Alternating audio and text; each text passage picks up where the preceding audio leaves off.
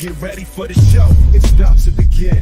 Pro fan talk when we dive right in. Sports talk, hot takes, ain't nothing we lack. We the real fans, nothing holding us back. Mic check, 1, 2, y'all know the drill. We bringing the energy, we keep it real. Touchdowns on liquid air on the slam dunks on the court. Every sport, every game, we holding down the fort. We breaking down the plays, dissecting the stats. Pro fan talk, we keeping it fat. Debating with passion, no filter, no doubt. We the voice of the fans, we scream and we shout.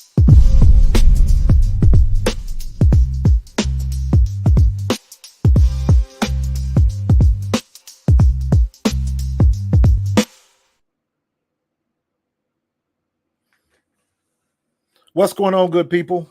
Happy Thursday to you. We going off a little bit early today, but that's all good. Welcome to the Pro Fan Talk. My name is Marcus Thomas. Thank you for joining me. It has been a very eventful day. Normally, I would say the NFL is the gift that keeps on giving, but it's not quite NFL season. Not quite yet, but the Olympics have been paying dividends. It has been all real, all world records, all kind of stuff going on. We done had controversy, world records, surprises, countries winning gold that ain't supposed to be winning gold. We done had Jamaican athletes going off on the Jamaican Olympic Committee. It's been a lot of stuff that didn't think I would see in these Olympics. We'll get into the men's Olympic team. They got tested today by Serbia. Serbia was putting that work on them in the first half. They was giving them the business. But LeBron James got it together. He got a triple-double. And then Steph went for I think he went for 36 today. They struggled. They struggled. And then they got to play France next week or for the gold medal game. I'm not sure when the game is, but they play France for the gold. And I'm not crazy about them playing France for gold in France because I can see a little bit of home cooking. But they got to take care of business, did what they did. They've been doing what they do on the track. We saw Quincy Hall yesterday just come from nowhere to win the gold medal. Nobody expected him to win. And it didn't look like he was going to win with 150 yards left. I don't know what he pulled out of his behind to come up and win that gold, but he did it. And then, of course, we got women's basketball. They had a good game against, I want to say, was that Germany? And then you had some issues with Kalia Copper and some of the stuff that she did, but we'll get into that a little bit. The WNBA is going to be back next week, so that should be fun. Going to have a lot of fun. We got a lot to talk about, man. We got a lot to talk about. I'm definitely going to get into the NBA conversations a little bit, what we saw with the U.S. team and the WNBA in general. And tonight, I got a special guest with me. This one is close to home. This is family. Somebody from the crib, somebody from Princeton High School. Put your hand over your heart every time you say that. And she is actually coaching in the NCAA. So I'm like, if I'm going to talk about women's sports, it makes sense to have a woman who's into women's sports, that's coaching women's sports, to talk. I don't know everything, don't claim to. So get somebody who knows more than you do. And that's what I'm going to do. So I'm going to bring on my guest tonight, Brianna Sanders. She is an assistant basketball coach at Xavier of Ohio. She's also my cousin. Love her, miss her. What's going on, fam? How you doing? What's going on, cuz? You see, I got the product of Princeton City Schools on. Yes. Now. I gotta give me some represent. Princeton swag. I ain't even got none. I gotta give me some. You know, I'll make sure I send something to you through mail. I got you. I gotta give me some. Gotta give me a hoodie or something. Gotta get it on and I pop it. got How you been? I'm good. Thank you for having me. I appreciate it. It's a long time coming. I should have been on here, but I appreciate Absolutely. it. That's my bad. But with everything going on, because me and my twin was just talking, she was like, you need to get Brianna on here. I was like, you know what? I was going back and forth with Brianna a couple weeks ago, so we're going to make that happen. Yeah. Especially, it is a very odd thing because with my background, I started this podcast, NFL-centric, covering the Eagles, all the NFL. Mm-hmm. And all of a sudden, my best content is the WNBA. Mm-hmm. And I'm like, this thing has caught fire. I've watched college basketball. I watched when you played. I watched when Kelsey was playing. Mm-hmm. Just, with my twin sister and my big sister and everybody playing. Always been into women's sports, but the last 2 years of the NCAA was off the chain. Absolutely. When LSU won, and then the Philly girl Dawn Staley went undefeated. And by the way, she is still not getting her flowers enough, in my opinion, as far as her going undefeated. I agree with you. I feel like Dawn Staley doesn't get her flowers enough in general, just even with her back in her playing days. Mm-mm. Like, Nah. I mean, she was a dog on the court, and even her players are saying now, like on their little TikToks and stuff, like, we just watched some Dawn Staley highlights, and we ain't realized Coach was a dog like that. And it's like Dawn Staley has been one of those ones. And then as far as just like the women's college game picking up, me and my mom was actually just talking about this the other day. She came with me to the Final Four when it was in Columbus. I can't remember what year it was, but it was when Enrique hit that shot at the last second. I think it was to beat UConn. And I mean, that Final Four was just on fire. Yeah. And I just felt like every year since then, like you said, just the steam has just continued to grow. And every year it's somebody else that becomes a fan favorite and then grows the game. Right. Whether it be the Enriquez to Asia back when she was still coming up. Obviously, it was a huge wave when Kelsey Mitchell was coming. Obviously, Kelsey Plum when she was going and breaking the records. And like you were talking about earlier, even obviously like the Caitlin Clark effects and the Angel Reese effects. So yeah, it's been crazy. Not the LSU year, not when they won the championship. That was 23. Last year, I did not watch one men's game. Not one. Everything I watched was the women's game because it was better. It was just better. And it's funny that you say that because I feel like a lot of people have said that. And I always tell people, like, I don't want like the women's game to be so hot that people stop watching the men's game. But like, just understand that our game is just as intense, is just as good as the men's game. Absolutely. I just think the scales have flipped. I just think for whatever reason, input your reason here. Everybody it just wasn't popping like the women's game was. You had the whole thing with Angel Reese and Caitlin Clark with the "you can't see me" stuff. Whatever the reason were, people always say, like, she didn't do that today. I'm like, it don't matter now. It's irrelevant. She got caught with it and it blew up. But, LSU was that good. And then to go back and credit to Caitlin Clark going back-to-back national championships, came at the short end of the stick. But to be able to play that much basketball and get back to the national title 2 years in a row is huge, especially when you're playing at Iowa. And I was just about to say that. I feel like for the longest, it was always, you knew who was going to the Final Four. You knew who was going to win it every single year. You knew it was going to be UConn. And it was to the point where they were winning it by double-digit points. Like it wasn't even fun to watch. But now it's so many different teams from different areas, and it's like everybody can hoop. Right. Like it's not just one player. Like it's players from all over that can hoop. So it's fun to see. Like you said, nobody would have thought 5-6 years ago that Iowa would be on the map, especially going back to the national championship. Like you're saying, obviously it was on a short end, but nobody would have put Iowa in their Final Four. Right. And that's the good part of the game now. Right. Because there's so much parity and everybody's got an opportunity. It's not just the big schools anymore. Everybody's got a shot to win it. And of course, with all of the NIL stuff and everybody's going in different directions. What's up, Cody K? I see you up in there. Everybody's going in different directions, but everybody has an opportunity. And you never know what you're going to get from year to year. Well, the one consistent is, that Dawn Staley going to bring a squad. Absolutely. The big question now is, what is Iowa going to do now that Caitlin Clark is gone and Lisa Bluter's up out of there? And then you got Juju out in SC. She's a phenom that everybody's going to be watching. Kate Becker's everybody's going to be watching. What's the girl from dang it, I'm blanking on her name. What's the girl from UCLA? Betts. Lauren Betts. Lauren Betts, yeah. And then they got the Kiki kid too, the guard. Yes. Yeah. Kiki. Now where is she going to? She transferred from SC. No, she's not at UCLA. I think she transferred. I just read an article that said she transferred. Let See, me this see if I can transfer find portal that. stuff is so crazy. Yeah. What's her last name? Kiki. I can't even think of her name right now.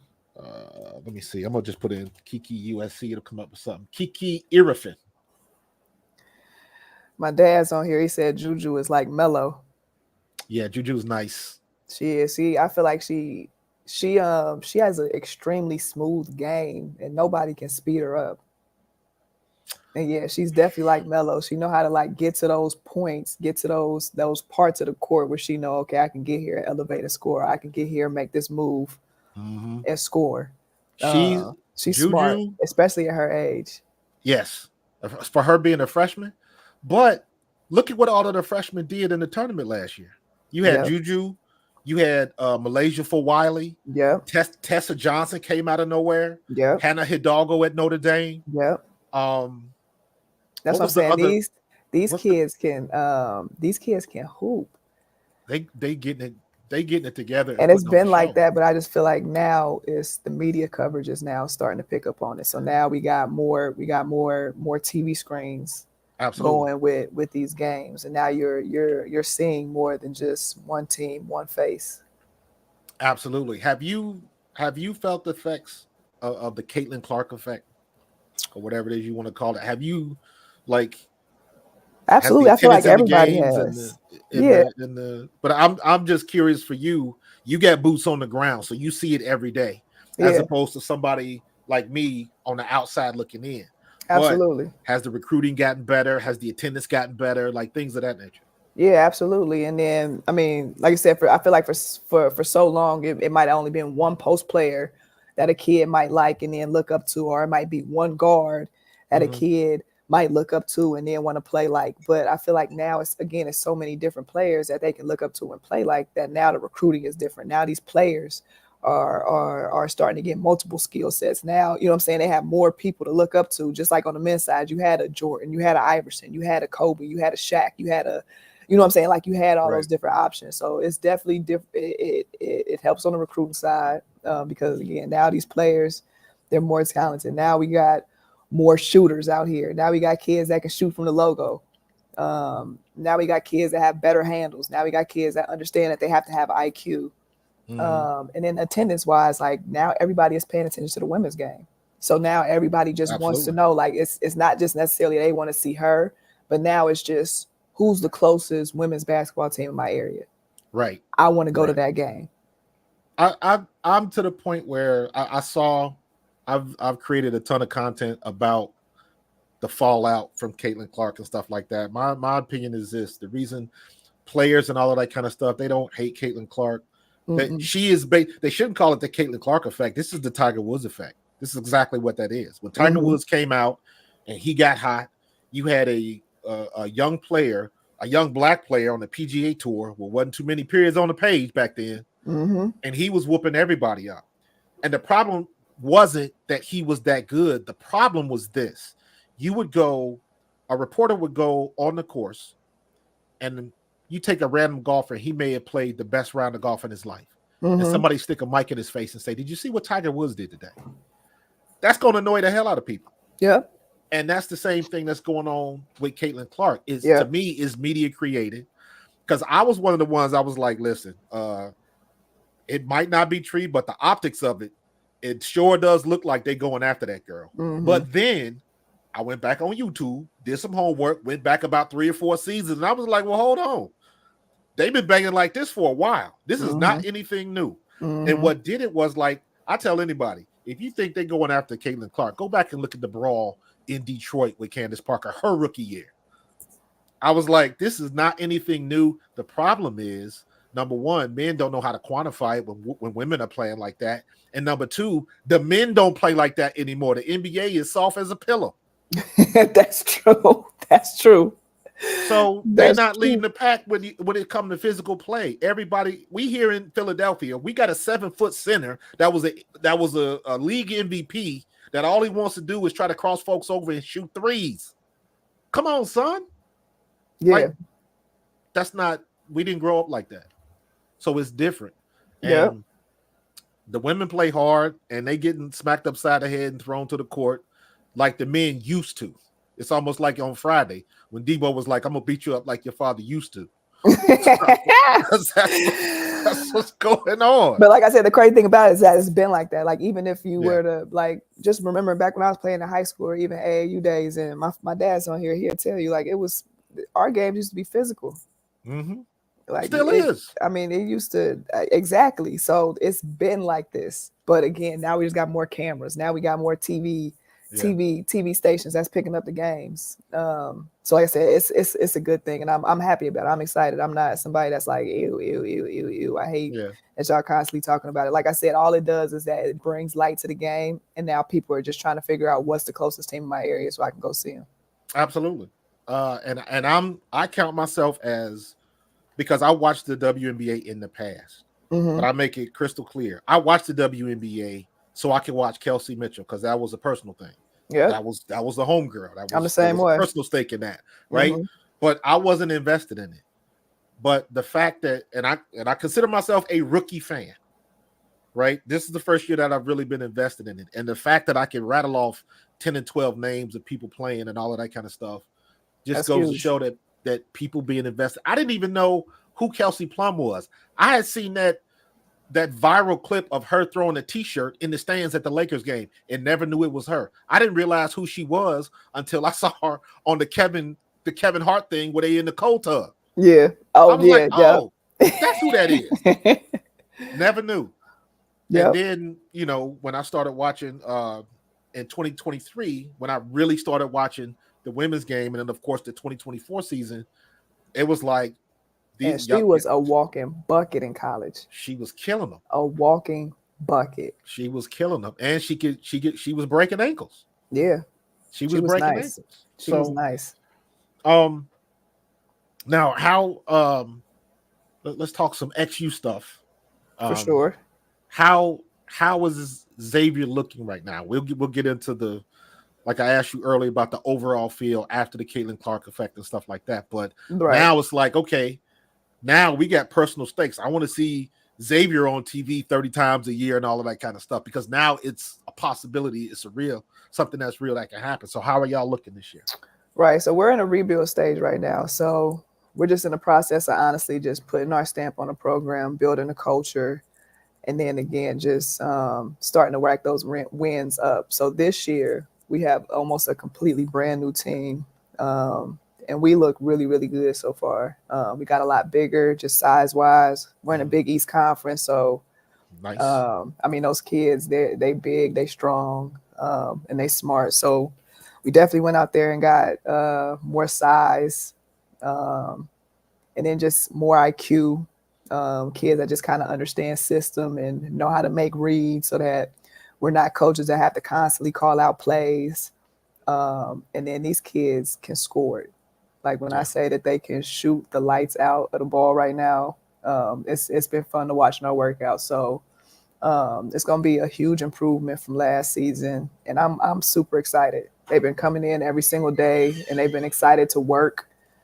And they've just been very coachable so far. So I'm excited about this year. And then, like I said, we're in the Big East Conference, so it's a basketball conference. A lot of the schools in our conference, they don't have football, so the focus is us. Nice. And these kids, every single night, day in and day out, they come to hoop. It's no off days. Well, that sounds good. Who's the standout? Who should we be looking for? I would say who's the player that folks gonna be talking about this season? Yeah, I feel like last year, one of our freshmen, Azanique Mayo, she was a kid that played extremely well for us, and then she ended up being on the Big East freshman team. So I think she'll have another good year and improve a lot from last year. So yeah, she'll probably be one that a lot of people will be talking about. But like I said, we do have a lot of other kids on our team that I think will surprise a lot of people and have a really good season. So I'll just put that name out there already, since people already kind of heard of her last year and knew who she was.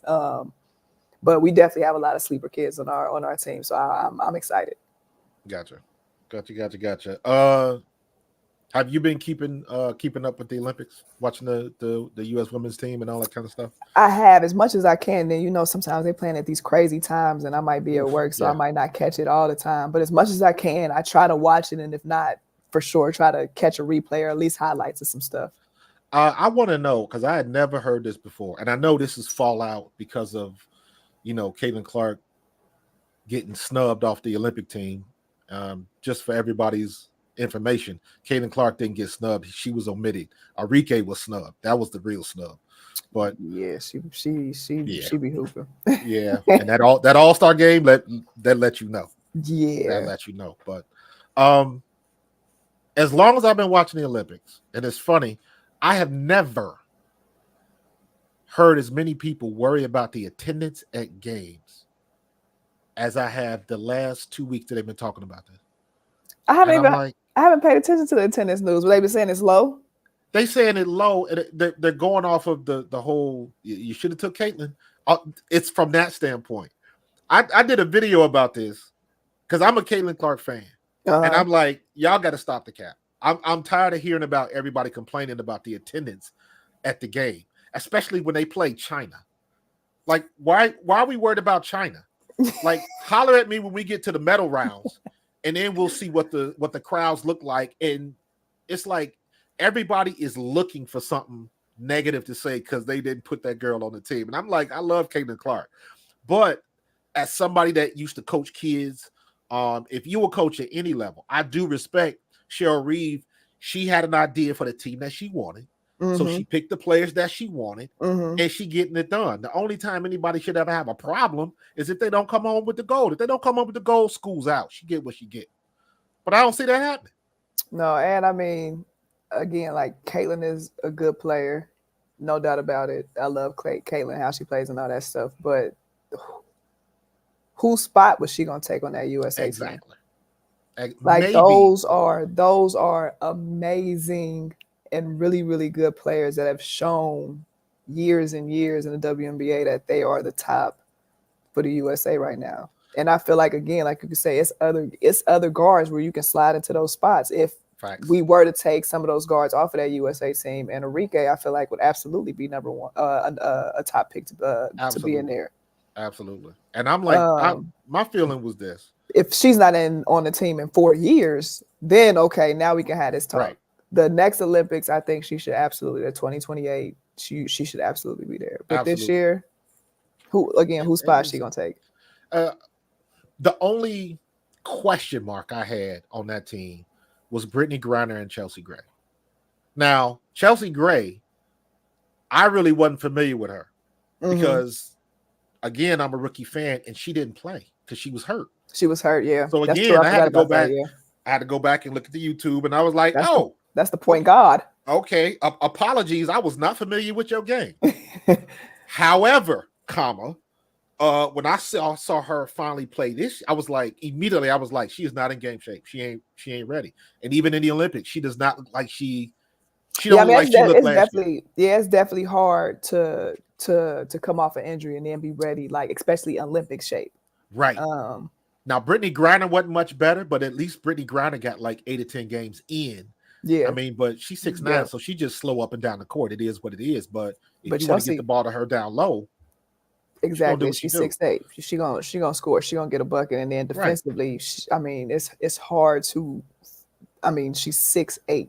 Her wingspan, I'm sure, it's just ridiculous, and it's hard to score over that. So defensively, again, like who are you gonna put in to replace what Brittany Griner can do and what she can disrupt on that defensive end? Exactly. And then Chelsea Gray, I mean, she's my favorite point guard in the league. How she can just control the game and how she sees the floor and sets people up. Even the passes that she's had in the Olympics so far, it's just like, oh my goodness. That's why Chelsea Gray is Chelsea Gray. Who's your top 5 in the league right now? Oh my goodness, why would you do this to me right now? The Asia fact that Wilson. I even have a top 5. I know. Listen, we're just gonna say my personal top 5. Exactly. We're gonna do opinion. We're gonna do opinion. Exactly. I would say you're gonna go Asia Wilson. You can't not say Asia Wilson. Asia Wilson's a cheat code, though.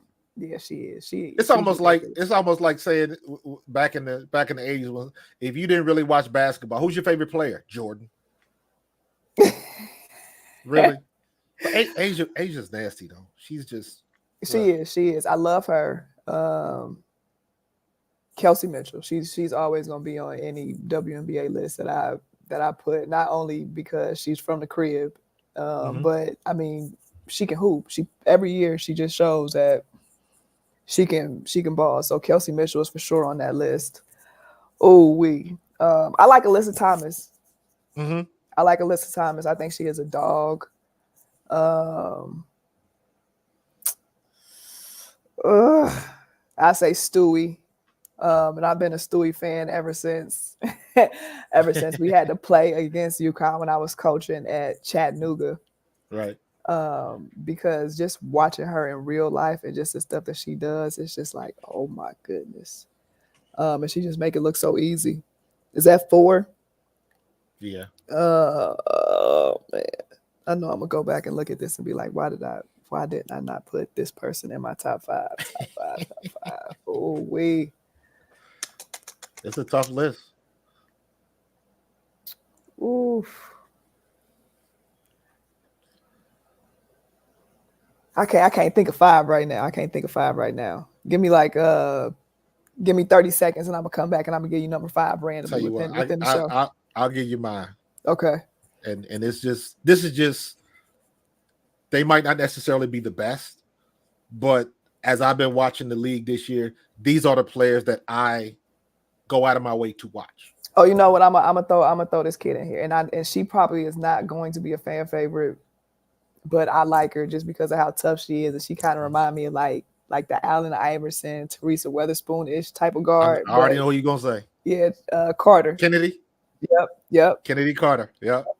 She's not in my top 5, but I understand. Yep. So I like her. I'll throw her in my 5. If Kennedy Carter did not do what she did to Caitlin Clark, she'd have been an all-star. For sure. In my opinion. Absolutely. But mine is I got Jewel Lloyd, Sabrina Ionescu. Mm-hmm. I like Jewel Lloyd too. She's smooth. Yeah. Now you're making me forget. I had him on the list and I can't remember. Arike. Jonquel Jones. I like Jonquel. And who was my 5th? My 5th, I gotta put Asia on there, but I don't. Again, that's cheating. I feel like I'm cheating. But I mean, hey, if you're good, you're good. You can't. If you're good, you're good. Yeah, you got to do it. Arike is nice. Asia Wilson. I was watching the game the other day, and I was like, "Listen, Cheryl Reeve, just throw the playbook, throw your tablet down, get the ball to Asia Wilson or Brianna Stewart down the court every time. If they're not open, then get it to Jackie Young. And that's it. Those are your big 3 right now. Those are the 3 who are balling. Asia Wilson it don't even make sense. Anywhere on the court, she can make the shot. She can block, she can defend, she can rebound, she can run the court, she can cross you over, she can hit a 3, she can hit a mid-range, and she can play the point. And that's the thing about her. On the block. Every year, she just grows her game. Like at first, it was okay. She got to extend her game and get an outside jumper. She did that. She's unstoppable. And now, I mean, and then who's gonna guard her? Who you gonna put on her? If you put a big on her, anybody that can exactly. If you put a big on her, she's just gonna go right by you. She's gonna get to the rim. Yep. Put a guard on her, they too small. She posting them up. She's unstoppable. And now she got a fadeaway jumper. Like she is out of control. She is. She can on the blocks, mid range, and the 3. That's stupid. Yeah, she's crazy. She is a walking mismatch. How do you think? Now I want to take us off of your topics you got going on. Look at this, about to be a family podcast takeover. So let's do it. How do you think the Aces are going to be after this Olympic break with pretty much all their starters here doing the Olympics, and they don't get a quote unquote break, and everybody's had a chance to kind of recover and all of that stuff? Do you think they'll be, and they're already kind of struggling that first half of the season? So how do you think they'll be able? Do you think they'll be able to make that second half push, or it's going to be rough? I'm tired, burnt out type of thing. it's going to be rough because all of the teams, specifically the Aces and really Connecticut, trying to think what other team has the most players on the U.S. team. How The many Aces, how many does New York have? New York has They have 2 or 3. 3. Is it 3? UNESCO, Stewie. Maybe it's just 2. It's just those 2, yeah. But it's the 2 best players. Yeah. Same thing with Vegas. Yep. I You mean, got they 4 got of your best players. Yep. They got Wilson, Chelsea Gray, Young, and Jackie Young. So that's So here's what I Chelsea think is Plum, going to happen. So all of the other teams that didn't send anybody to the Olympics, they got to brush off the rust. Because 3.5 weeks off is a lot of time not playing. I don't give a damn how much you practice. That's true. So they got to shake off the rust. The team that shakes off the rust the quickest will have the best chance of making it to the playoffs or having the better record at the end the last half of the season. Now, I think Vegas is going to be tired. I think New York is going to be tired because they got to get somebody on the court that can replace that production because they're going to have dead legs for at least a couple of games. So they gotta get that together. They're going to feel the crunch that when everybody was talking about what Indiana was going through at the beginning of the year. Because they put that rush to put Caitlin Clark on television, and they had that ridiculous schedule of what they had, like 11 games in like 17 days or something like that. So that was just stupid. You don't play that many games on the damn PlayStation. It's like, come on now. So it all depends on who shakes off the rust and what New York and Las Vegas are going to do to get them ladies some rest. And can they hold down the fort and not lose too many games? That's going to be the question. Because everybody else is coming in with fresh legs. But that don't necessarily mean you're going to put the ball in the basket. So we'll see what's going to happen. I just think they need rest. And as long as they have they had any injuries? I don't think anybody's been injured in the Olympics. No, no, I don't think so. No. So from that standpoint, and the 2 games that I've watched in their entirety, I still say that Chelsea Gray is not 100% yet. No, I don't think so either. So, and she might not end up being 100% throughout the whole season. Right. What did she do? I tried to look at what happened. I think it was either foot or ankle, maybe. They never said. The only thing I could ever see was it was a leg or a foot injury. They weren't specific. So I'm like, okay, did she pop her Achilles tendon? Was it a high ankle sprain? Like, what was it? And I could never see it. Now, I went back and watched the game. I saw the highlight of what happened. And to me, it looked like she may have popped her Achilles. See, was it Achilles? See, I feel like Achilles, that stuff is so hard to come by, and it would have been a longer time frame than that. Exactly. But Steve has said, your dad's saying that Indiana's gonna make a run. That man don't know what he's talking about. They ain't gonna make no run if Christy Sides keeps doing what the hell she doing. Because Christy Sides, I'm like, what are you drinking? Was it 9 months? The Element Gold person said she didn't play for 9 months. I didn't realize she was off for 9 months. I didn't realize it was that long.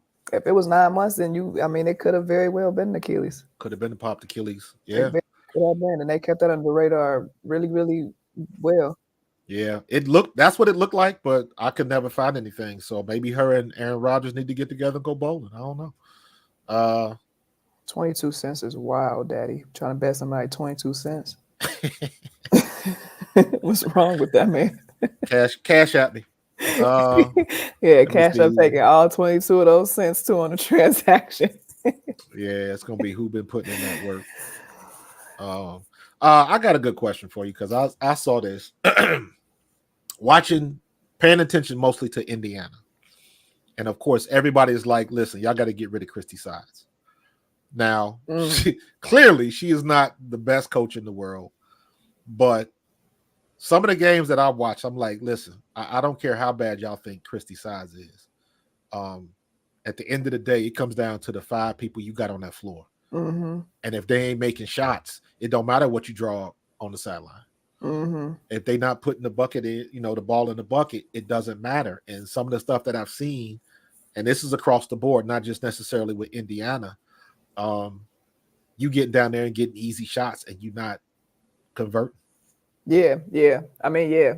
And I just feel like, I feel like, all the social media coaches are always the best coaches in the world, and they know exactly what needs to happen, and they know exactly what play to run at the specific time of the game. That's going to change the momentum, and that's going to get this player open. And I woulda, coulda, shoulda done this. Yep. But I feel like she's doing the best to get her team rolling right now, and I feel like they are doing a good job. They were doing a good job going into that Olympic break and just kind of rolling and getting that steam. Right. And they had some injuries in the beginning of the season too, right? Because I remember Kelsey was out like a little bit in the beginning, and yeah, they played her sparingly, and then it took her, I want to say, like 2-3 games. Yeah, and I just feel like they got her just rhythm. Yeah, I just feel like as a team they just needed to all gel and get stuff together and just kind of learn and understand each other. Yeah, Aaliyah Boston kind of took off the last like 4 or 5 games before the break. Her, and then I feel like Smith started playing a little bit better and being a little bit more consistent. And Nalissa Smith, if she could ever get a consistent mid-range shot, she'll be dangerous. Because to me, I love her game. Aaliyah Boston frustrates me. Aaliyah Boston, in my opinion, has big girl's disease. She's used to being the biggest girl in the gym, so she don't jump like it. And I'm like, you are a big, strong, physical body down low. You should be ripping down them rebounds. But I've seen a few games where she comes down with the rebound and some little guard will go around her and take the ball from her. And I'm like, that drives me crazy. Because I'm like, you should be dominating down on the block. And I like Nalissa Smith because to me, Nalissa Smith knows how to jump. Yeah, she definitely got that dog in her for sure. Absolutely. Yeah, so, I like her a lot. Yeah, that's me being one of those armchair. Fever might do all right. I'm trying to think who else is on the East though, because they do East West. Do it, or is it just the best certain amount of teams? They do East West, right? Yeah, but because they don't have so many teams, they will probably make the playoffs. Okay. But still, that's an improvement. Yeah. But I think I see somebody talking about the Sky. I think Sky do it good. They should do a good job too. They should have a solid little push. I think out of the East, it's going to either be New York or Connecticut. Yeah, and I mean Connecticut just got it too. And wait, who did? I know some trades happened too. So who did Connecticut get? Because I didn't Connecticut and Chicago do a trade. Yes, Connecticut got Mabry. Okay, Mabry. Got you. And then there was a whole bunch of stuff with that because I think Mariah Jefferson might be with Chicago Sky now and somebody else. I forgot who else. Yeah, because Mabry was like, clearly there was something going on that she ain't like. So, yeah, Connecticut good. They got Thomas. They got Bonner. Bonner was looking like a candidate for MVP for a minute. Yeah, then they got Dejanay. Her defense is just. You know what? I got a problem with Dejanay. I got a problem with Dejanay. First of all, her eyelashes look like they can shoot threes themselves. Secondly, I like her. I think her eyelashes is popping. I don't want her. I like her. She's good, but this is a personal thing with me. Like I get issues when you talk too much smack, and I'm like, when I saw the thing when she did the when she was getting on Caitlin because she said she was flopping. I was like, hold on. Now this is one thing I gotta say. I did not know there was that much damn flopping in the W. No, I'm like, where did this come from? I feel like it's just going crazy. It's on both sides. It's worse than soccer. It's worse than professional soccer right now. And then, like I said, the game is starting to get more physical. So now that we're getting more physical, some people just not used to that physicality. So now they want to do all that flopping and all that other stuff. And it's like, come on, you gotta get a little tougher. I was like Dejanay though. She ain't clamps. She put people in clamps. She make it hard for people.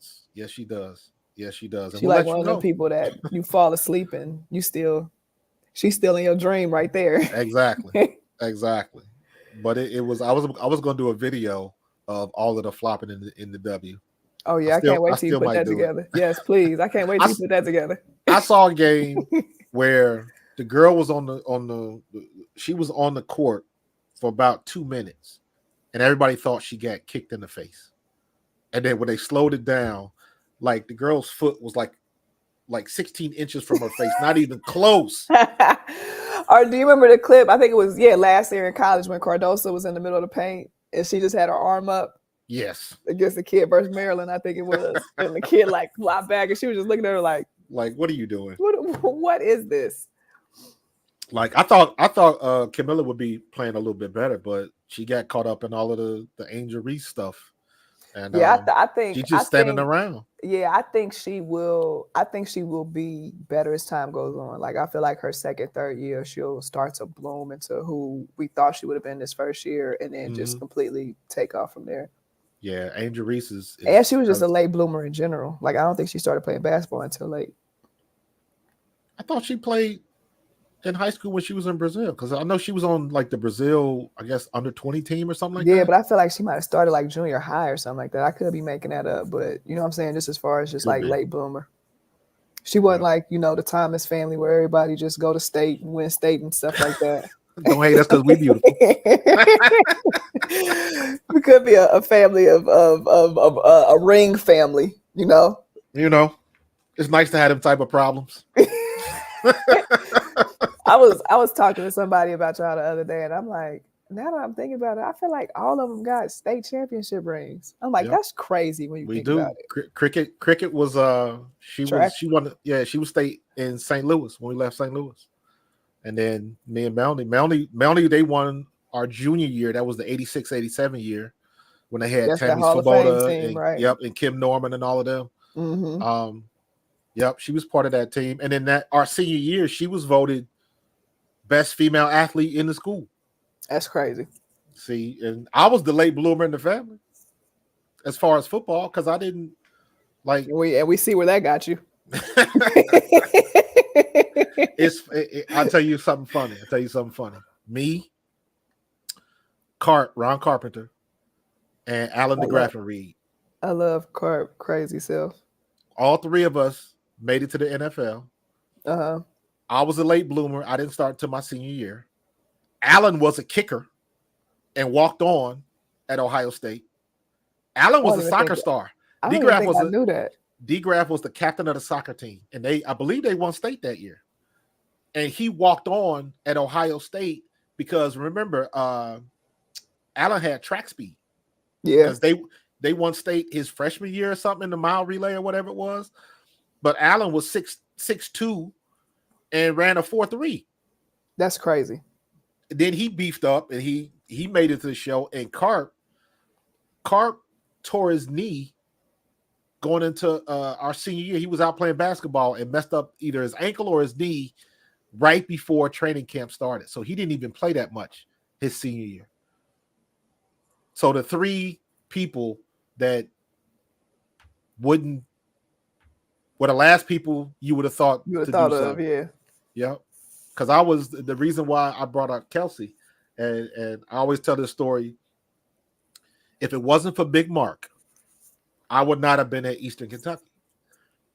Because when we won the state title that year in 87, that week after, the rules said that scouts couldn't come talk to you until your season was over. Mm-hmm. So if you went all the way to the championship, the scouts had to wait on you. Mm-hmm. The week after, I caught mono. I was sick. I was out all week because I wanted to go to Michigan State, and George Perlis was there when I got sick. Uh-huh. So I didn't talk to him. I didn't talk to any of the schools. If it wasn't for Big Mark, I probably would have ended up at Indiana State playing football. That's crazy. Because I took a trip up to Toledo because when you're in high school, like, I still want to go D1. Mm-hmm. So I went to Toledo, and the dude was BSing me around campus, like, what, nothing open. I'm like, well, I want to study design, like mechanical design and architecture, and like the dude could care less. I was like, yeah, I ain't coming up here, So Mark, everybody work out in the weight room in the off season. I see Mark in the weight room. He was like, "You signed with anybody yet?" You know how loud Mark was. I was like, "Not yet." He said, "I'm going down to Richmond. Why don't you ride down with me and meet Coach Kidd?" So I rode down with him, and he offered me a scholarship on the spot. That's crazy. I didn't even know what to do. I was like, is this how this is supposed to work? He said he didn't recruit me because they didn't think they could get me. So if it wasn't for Big Mark taking me down to EKU, I never would have been down there. Shout out to Big Mark. Big Rest Mark. in peace, Rest in power, brother. Coach Big Mark frat. Mitchell. I know he's a great guy. Oh my God, I So got so many many, stories. I about to say so many quotable moments Oh my and God, things. you have no idea. When Mark pledged me.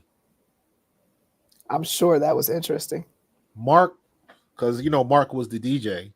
Mm-hmm. I used to always he used to he used to get me out of player sessions when he would DJ the parties, and I would be riding with him, pulling all of this stuff out of the car, taking all the stuff, setting up all this DJ equipment. Mm-hmm. So that was crazy. When we went down, he took us down to Memphis. I was in the wedding, me, Doobie, and Kelly Blunt. He was like, "What you doing this weekend? Come on down. You're gonna be in my wedding." And he drove us down to Memphis. That sound like him. I was in summer school. He was like, "What you doing?" I was like, "Nothing. Come on down. You come down to Memphis with me." Yeah, And we went down there with him. So I love Coach Yeah. Mitch from Big Mark, just obviously Big Mark. playing days, and even once I first started getting into the coaching stuff, just like again, just so many different ways that he helped me. So yeah, I was hoping my little nephew, and of course he decides to go to Wilberforce. I was like, "All good. First person you look for."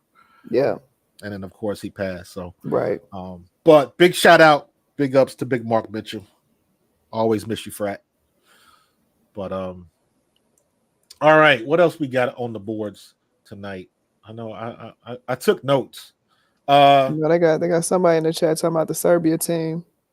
Serbia was giving them this work. Let me see. C That man, game. what's up, C man? What's going on? If you see the people in the chat with the wrenches, that means they are they've been coming to my streams a lot.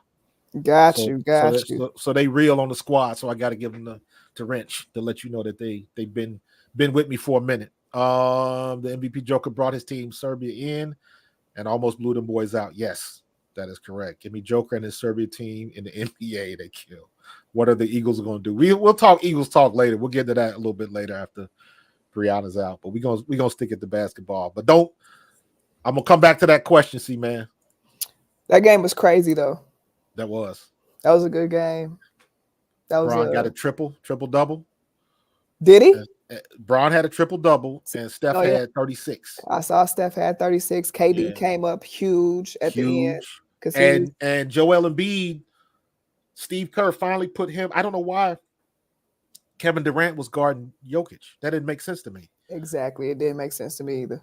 And then when they put Embiid on him, Embiid was bodying him up pretty well, slowed him down a little bit at least. Yeah, and then he couldn't guard Embiid. Embiid was stressing me out with those rebounds a little bit though. I'm like, I don't know if it's Embiid that's missing these rebounds right now, or if this is a collective team effort. But I just feel like he just keep being in the area, and you're not grabbing these rebounds right now. Embiid scares me, especially in those crucial moments. Like we got the stop, we made him take a bad shot. Now they done still got 2 points because here we go. Now we got all the football talking here because you want to give up a rebound. Exactly. I don't. The thing that frustrates me about Embiid, and this is just the way the NBA game has gone, is because everybody wants to play the perimeter game. Yeah, you don't have that. Stretch. You don't have that Shaquille O'Neal down on the blocks attitude no more.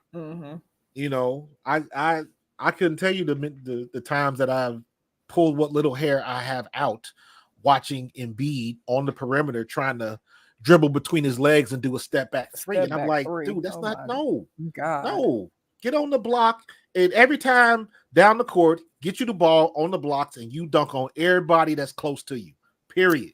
Even when he was getting the ball on the block, like even towards the end of the game, like I wanted him to just be dominant and just again score at the rim, but he was still doing those fadeaway jumpers. Luckily, he was making them and he was just on fire at that point. But I'm like, I just want you to take it to somebody. Like you said, just that Shaq, that, you know what I'm saying, that Tim Duncan, that type stuff. But like you said, everybody, that game is long gone. It is. Everybody wants to be a stretch 4, stretch 5. Tim, Embiid ain't never been in good shape, man. Every time that dude goes to the floor, I get worried. If he can get through a season healthy, we might be in good shape. But you need to toughen up. So I love Embiid though. When he won that last MVP, I was like, should it have went to Joker? I wouldn't have been mad if it did. It is what it is. So, did you see? Because I didn't know this. Did you see the Kalia Copper incident? Yes, yeah, I did see it. I saw it. Yeah, you talking about the end of the game? Yes. Yep. Because when I saw it, I was like, how the hell are you going to try to score with 0.8 seconds left? That's foul. What I didn't realize. Some of this. Go ahead. My fault. I didn't realize the scoring issue, the point differential matters in Olympic play. I didn't know that. And then once I was like, oh, okay, that makes okay. So I'm a spectator, but players should know that because that's the only reason she slammed the ball. Because I was with her, I was like, y'all down by 15 and this point less than a second left. What are you doing? Yeah. So, and I'm sure she probably, and I don't want to speculate for her, but obviously she ain't been getting in that much. So I'm sure it's probably a little bit of frustration on that. And then it's like, it's 0.8 seconds and you're going to, you know what I'm saying, score the ball right now. But still in those situations, she got to obviously understand like the bigger picture and just like control herself in those situations. But I forgot it was a point situation with that stuff too. Yeah, I didn't. But then but I was just about to say, like, I thought that was only in pool play. I thought it didn't matter in that setting. But again, I'm not all the way up on those Olympic rules. But I know somebody just put in the chat. I feel like they thought it only mattered in pool play. And I thought it was like that too. Elements, you might be right. But they brought it up. And I saw an interview with who was it? Sue Bird. And she said exactly what you just said about the difficulties in the Olympic game, not necessarily the play being difficult, but your role on the team and you coming from being a starter on your squad and then you sit in the bench and maybe you get mop-up duty, maybe you getting 5 to 7 minutes a game or whatever the situation is. You got to be able to humble yourself and be able to have that mental toughness to deal with that. And to your point, I think that's what Kalia Copper is dealing with because she is a baller and she don't play on that court. And it's like, it's just like, so when you in high school, you the best in your high school playing on your team. Right. Once you get to college, you might be, you know what I'm saying? You one of the best in the country and you was able to be on that team. Now, when you go to the WNBA, you're one of the best players in college that was able to make it to the WNBA. Now with the Olympic team, it's 10 to 12 players that are the best players in the WNBA on one team. And obviously, the men's team is going through the same exact thing. We just had somebody who just won an NBA championship who didn't play not 1 minute in a game. So, I mean, it's hard. And then it's probably even harder as a coach to try to figure out, do I take Asia Wilson out? And then if I do take her out, who am I putting in for Asia Wilson right now when I have 2 or 3 amazing options? Right. Who gonna match that production? Exactly. And then when I do substitute Asia Wilson out and then Asia Wilson has caught her breath, I got to put Asia Wilson back in. I can't even go to that 3rd or 4th person that is equally as good and can do just as amount of stuff as anybody else on the bench. But again, it's like, what you gonna do? Sit there and not play Asia Wilson? And then also, like my dad just said, it's all about those matchups and the chemistry and situations, and that stuff is hard too. You getting 12 to 13 people together and trying to get that chemistry and trying to get everybody to mesh, and it's hard. What, a week, 2 weeks? You have a few practices, and then you're going out there. Yeah, and that lends more to my opinion of Cheryl Reeve. I am not a Cheryl Reeve fan. I just don't like, I guess, her mindset and some of the stuff that she said about the rookies. And it's like, you sound like real jealous right now. But I do respect her game and respect what she's done as a coach. And I understand, having been a coach, and this is for, you don't have to be a basketball coach, any coach in any sport at any level. You got to do what's best and what you think is best. Because if they're going to get you, you might as well let them get you your way. Because if you don't do it your way, you'll beat yourself up about it. So she wanted a veteran team, and she put that team together. And the only way that it doesn't work is if they don't win a gold medal. And I don't see that happening. Yeah. Because of Asia Wilson. Yeah. Can't nobody stop her. And can't nobody stop Stewie with her 7-foot wingspan. It ain't going to happen. They are ridiculous. They are absolutely ridiculous.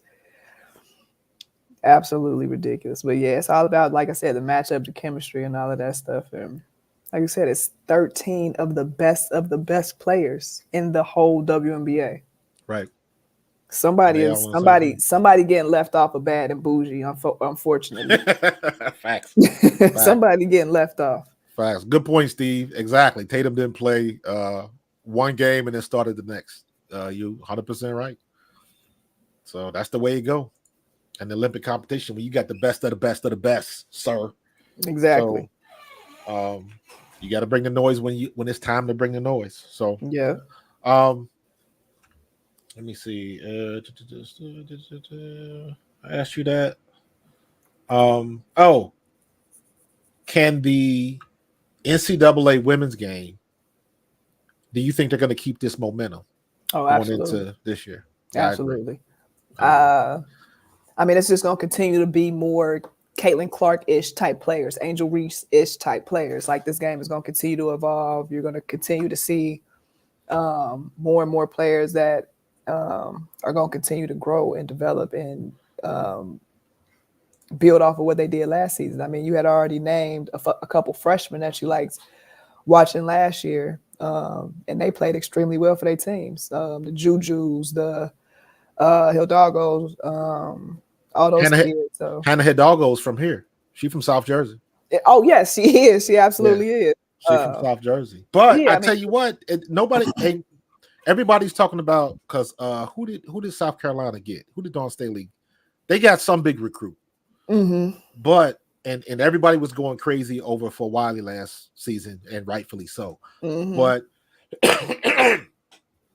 Tessa Johnson just came out of nowhere. Yeah. And just took them last couple of games over and actually saved the game for them. I think it was the Final Four game, not necessarily the title game. But she just came out of nowhere. But all of these young players coming. Yeah, that just shows just how deep these teams are. Yes. Like, even with South Carolina this year, like, they thought after those kids graduated last year, like, okay, who's going to step up and how are they going to win it this year? If last year was a team that should have won it, and now they go undefeated, and now you saying new names that people weren't saying the year before, whether it be a Bree Hall or, you know what I'm saying, just different people on these top teams. So yeah, I absolutely think it's going to continue to grow. It's people that were hurt last year that didn't even play that'll be coming back this year. Everybody looking at Kate Beckers. Kate Beckers is nasty, but she got to stay healthy. You talking about Paige?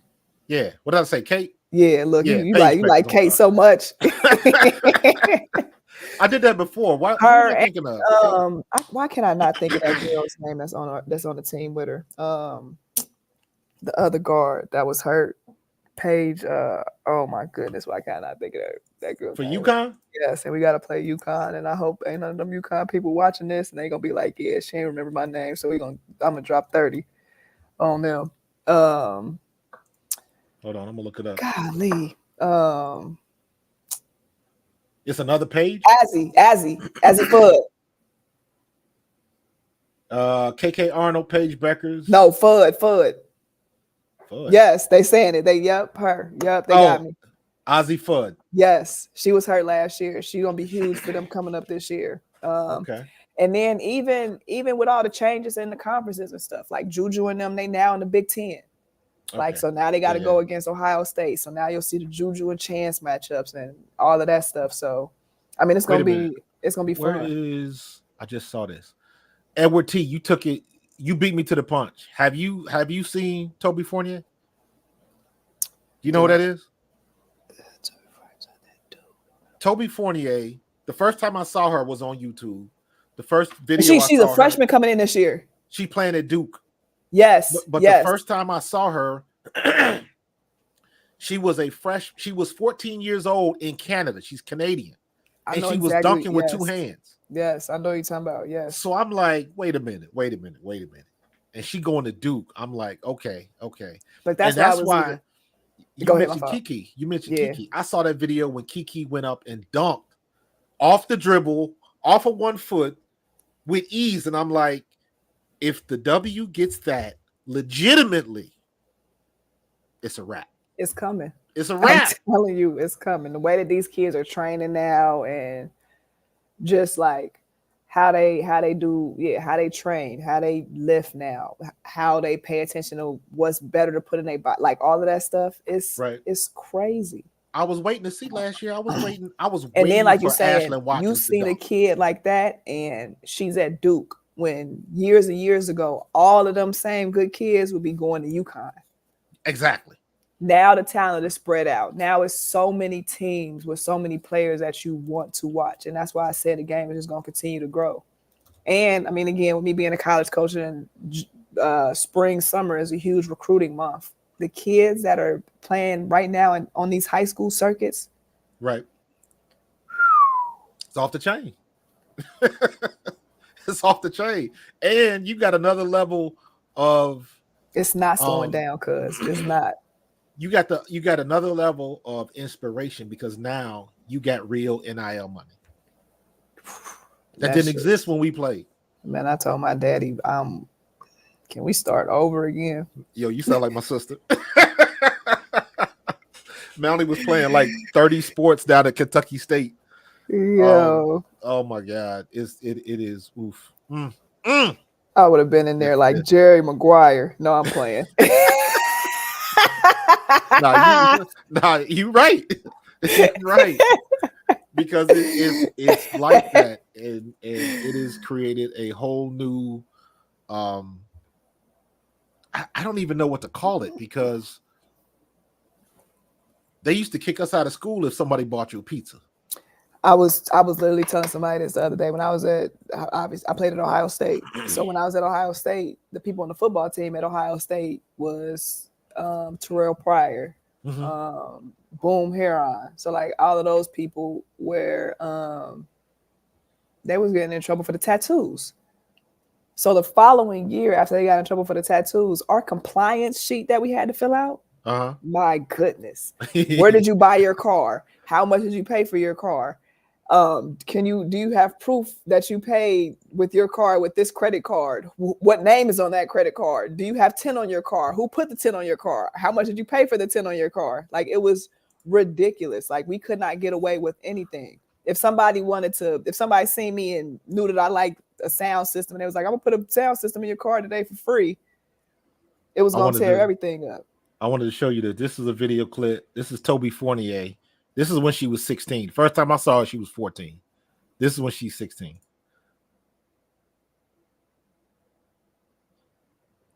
With 16 years old. Oh my God. Yeah, she did that with ease too. But it's so many videos out there like that. Yeah. So many. And I'm gonna see if I can find the one with Kiki. This was it. Don't get anybody in trouble. Yeah, I should start yelling out how much money these people getting, huh, Daddy? Bam. Yeah. That was what she did that with ease. Yeah. She did that with, I'm like, that's what we need right now.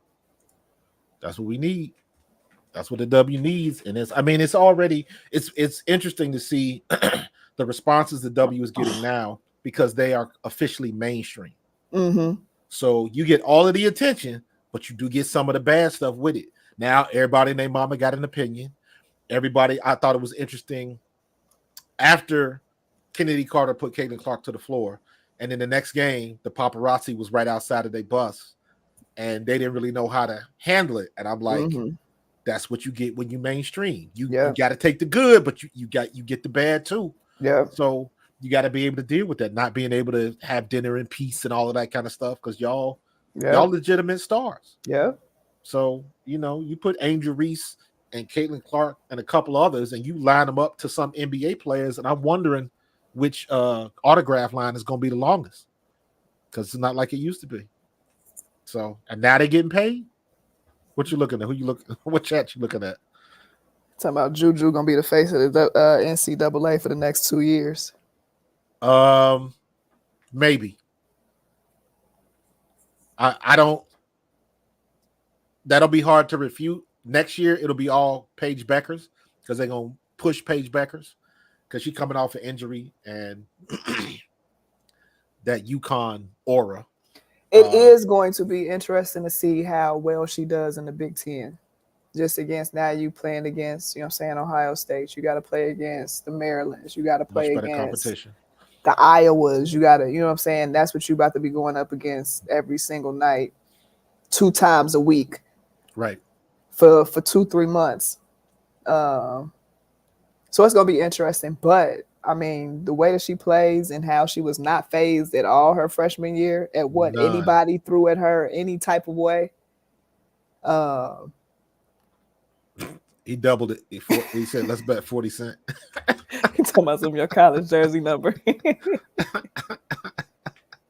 We could do that. Oh, man. I think she's going to be I think the focus is going to be on Paige and Juju. I think sure. Juju is that good for sure. And it's going to be Paige's little farewell tour. So Absolutely. And not for nothing, Paige is a baller. For sure. Don't get it twisted. I was mad when they lost that game. They lost because I thought that was a BS call. Was that the moving pick call? We got to deal with UConn this year, so I'm singing all their praises. Nah. I ain't about to be on here talking. You don't want to poke the bear. When I tell you, UConn fans are nuts. No, in a good way though. In a good way. We played UConn at Xavier. When I tell you, they open up the doors and their fans start sprinting in the arena, trying to get the best seats and closest seats to like the UConn bench or like where they knew like UConn was gonna be running in and out of the tunnel. But UConn, Duke. It was a what's another team where they like that's a strategy now. Because I've seen what some of the student sections, some of the stuff that they do now is all shade. I know wasn't they playing one game and they found out somebody on the team, their girlfriend broke up with them, so they had all the big heads of the dude's girlfriend. They go crazy. They go next level with it. I'm telling you, they are CIA. If y'all need to hire anybody, go to these student sections and find these people with the signs and hire them because they will find any information that you need to know. And the reality of it is it ain't hard to find because everybody put their stuff on social media anyway. Everything is out there. Everything is out there. Don't press send. Yeah, South Carolina definitely has a good roster. And yes. I mean, then the coaching is so much better now too. Absolutely. Just from not saying directly just South Carolina, but just saying like overall, just with like all these colleges and stuff like that, I feel like coaches have been doing an amazing job of just learning the game, being able to adjust mid-game, put their teams in the best situations and all of that stuff. Like a lot of the times this stuff isn't coming down to just the player-to-player talent. Right. It's coming down to these coaches out-coaching somebody else too. Yeah, putting their X's and O's on the court. That's what the chess game. The chess game is what matters. What was the girl's name at Utah? She's in the league now, right? You talking about the big kid? No, you thinking of Alyssa Peely. Oh yeah, I am. Utah. No, it wasn't. Utah. Was it Utah? Was it Utah State? Was it? I got to go back and look. I can't remember what her name is because she was really good last year, and they ended up losing in Sweet 16, I believe. And I can't remember her name. She was balling, but she ain't had no help. Yeah. And I can't remember her name. Yeah, like I said, it's a lot of, and then the NCAA tournament, like I said, it shows you a lot of those players too, because again, it's teams that you might not have who's watching Utah on TV? Exactly. But you know what I'm saying? The tournament, it shows you, and now these teams, I mean, they good. But that to that point, who's before Caitlin Clark, who was watching Iowa? That's true. It was always you mentioned it before. Everything was UConn. Tennessee, not so much. I still feel bad for what happened in Tennessee. That girl got fired because of that game. Man. When Camilla hit that shot. Man. I felt heartbroken for them. Man. I was like, you got the 6'7" center that never hit a 3-point shot in her career. Man. Hits a 3-point for the win. You lose your job because of that. Oh, that was heartbreaking. That was heartbreaking because Tennessee should have won the SEC title that year. Yeah. But it is what it is. But yeah, coaching matters. Iowa. Somebody said who's gonna watch Iowa after. I think Iowa's still gonna be solid. They got some kids coming in that's very. They might have another Caitlin Clark-ish type of player. So all you Iowa fans out there, just continue to look at them. They definitely still got some stuff going on there. Well, Hannah Like I said, Stokey, Hannah Stokey is going to be their star now, but Hannah Stokey has no mid game. She don't have a jumper. She don't. At least I haven't seen it. Everything she did was down low, and she got fed. And I think, like I said, I think they got it. I know they got some kids. Keep watching them. They're gonna be all right. They're gonna surprise you. I don't know if they'll do another back to back. Nah, but they'll be good. Nah. Like I said, these conferences, SEC is still gonna be tough. Yeah, Big 10 still gonna be tough. Yep. Big East still gonna be tough. But it'll be a lot more parity, and it'll be a lot because everybody's gunning now. Yeah, everybody's gunning. So, it'll be interesting. Yeah. What is this? What you saying, C-Man? Hannah, all CC need for FIBA. Hannah. Who the big dogs in the Big East? Nah. Team wise, obviously you got UConn. Villanova is always nice. Georgetown had a huge upside last year, which was huge for them because their coach had passed away right before the season started with a cancer battle. But they had a huge year last year. I always tell the people the Big East it's a good conference because, like I said, it's a basketball conference. A lot of these schools don't have football. Like I said, Xavier don't have football, so basketball is the key. So just watch everybody. It's gonna be fun to watch. Xavier is absolutely gonna have the biggest turnaround, and my dad, who, if y'all don't know, he is a UC guy. He is going to put on the Xavier T-shirt this year. So let it be written. And I bet so y'all let it be 60. done. I bet everybody 60 cents that. We gonna up it 20 more cents. I bet 60 cents this year. Steve Nice is going to put on a Xavier T-shirt. Oh, I want to see it, Steve. Let's go. I want to see it. Paste it on the interwebs. I got my mom in Xavier gear already. She wear it loud and proud. She still sneak her UC stuff in there, but she wear her Xavier stuff. So let's go, Steve. I want to see it. Put it on the Facegrams and the Instabooks, man. Come on. I'm gonna tell you one story before I get off of here, and I'm gonna let you go because this will be a good segue into your NFL stuff. And I'm gonna get up out of here and let you have the rest of the night. Crosstown shootouts. You know, Crosstown shootout is huge. Mm-hmm. So it's Xavier versus UC. It's at UC this year. Talking about my Xavier shirt will be red and black. I'll be ready to whoop him. The Crosstown shootout game this year was at UC. Weekend game. It was on a Sunday. So, you know what I'm saying? Good game, whatever. So that whole day, I'm kind of just thinking in my mind, like, what is he going to wear? Like, what is he going to wear? He still ain't put on a Xavier shirt. He ain't really wore no, you know what I'm saying, no blue or no nothing. Like, today has to be the day. He's going to surprise me today. Pull up to UC for the Crosstown shootout. He going to wear this Xavier shirt. It's going to be the best day ever. It's going to be great.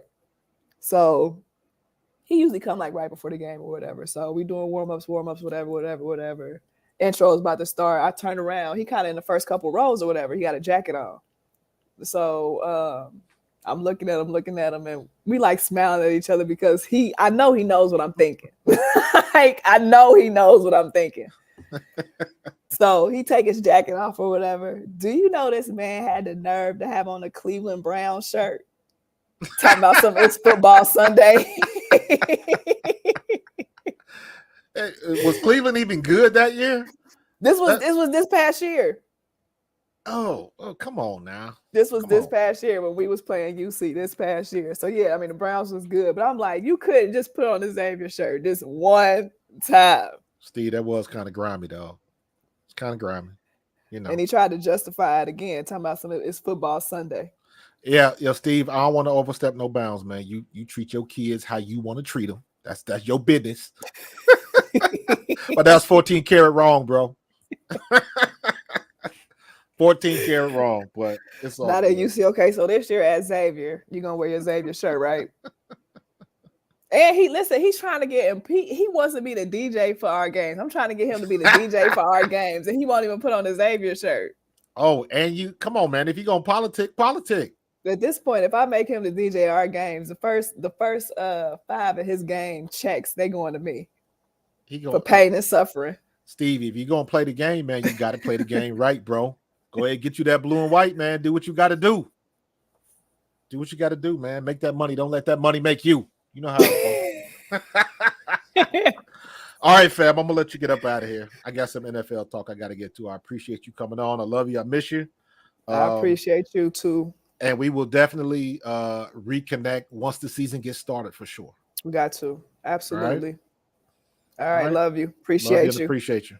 All right. Have a good one. Y'all stay tuned. We ain't going nowhere.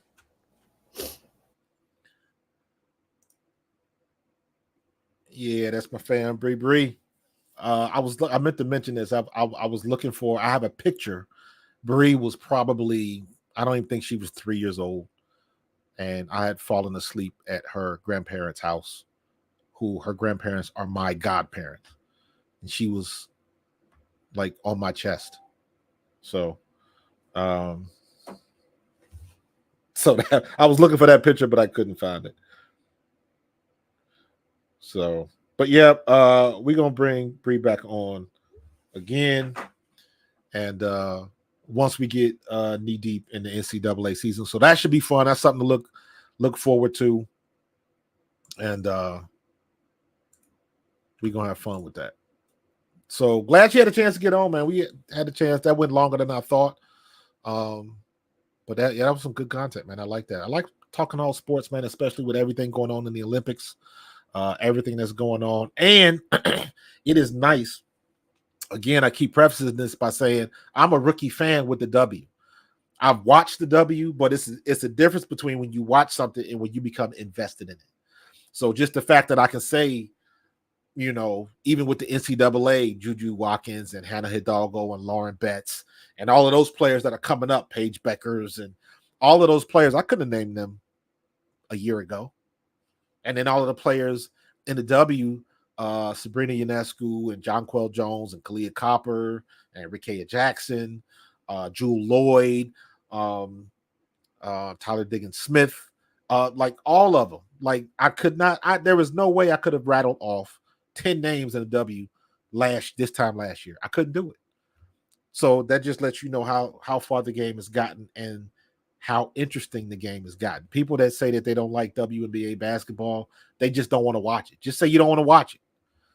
The one question I forgot to ask, I had it on my list.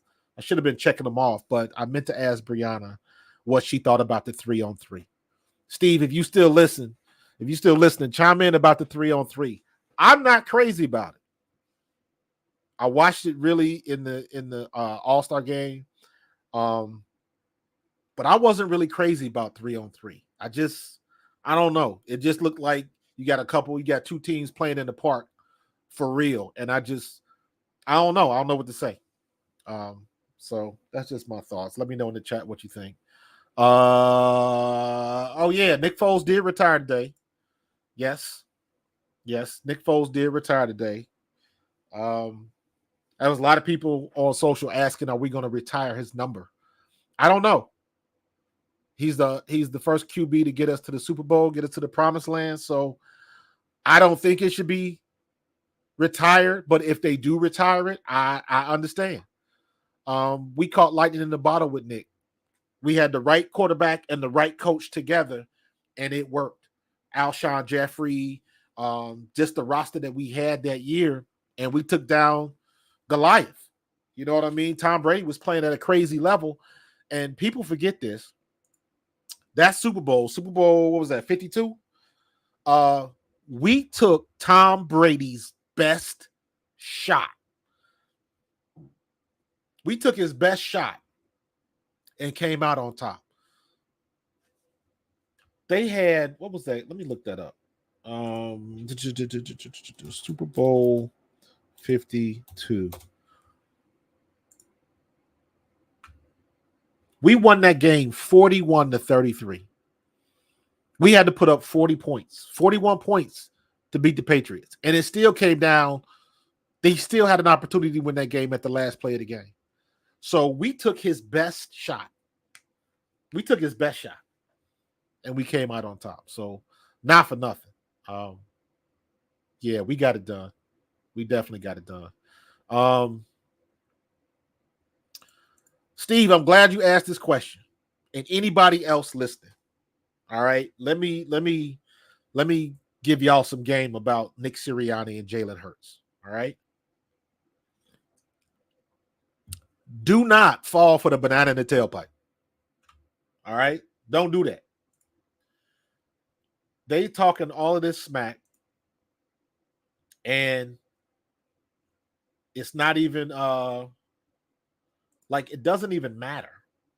Like the Eagles, people in Philadelphia are not worried about that story, Steve. Not at all. We are not worried about that story. And it's like I hate the fact that they keep bringing it up. Somebody keeps bringing it up, and it absolutely makes no sense.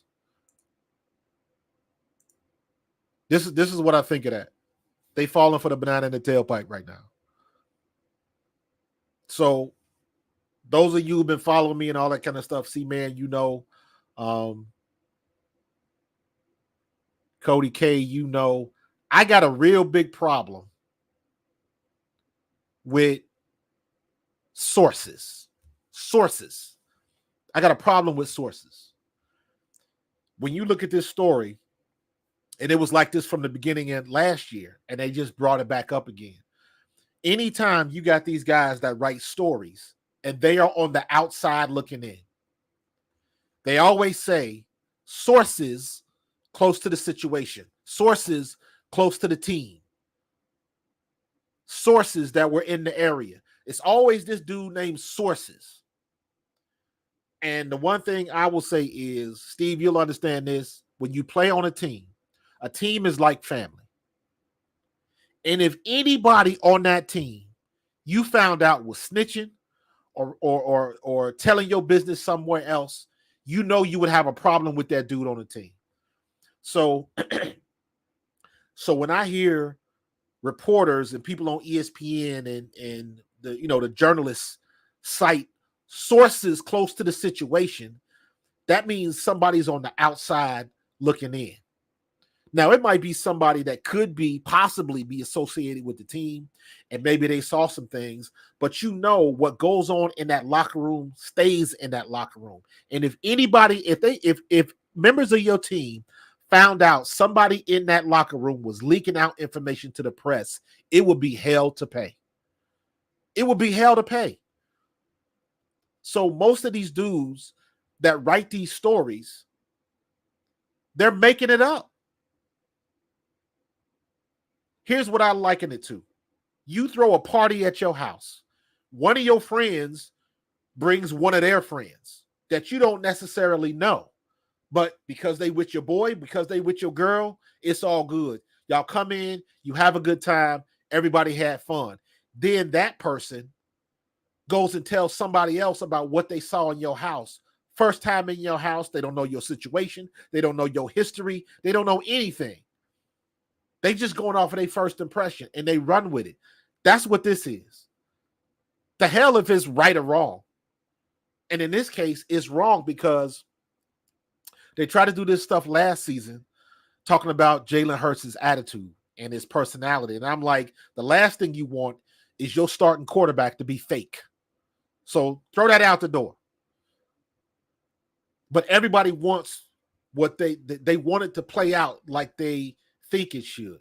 Because nowadays, in today's social media landscape, everybody wants to have a story. Everybody wants to go viral. So you got to make it up. And whenever you say sources close to the information, you can't refute that. Because I guarantee you, nobody in that locker room is going to invite a news reporter in or a journalist in and say, hey, let me tell you what was going on in the meetings in our meeting room last week. Let me tell you what the coach said when he rewound that film 8 times because somebody busted a play. They're not going to do that. And if somebody was doing that and the team found out, that would be a problem. And in this day and age, it is very easy to find that information out. So when people write these stories from the outside looking in, they are guessing.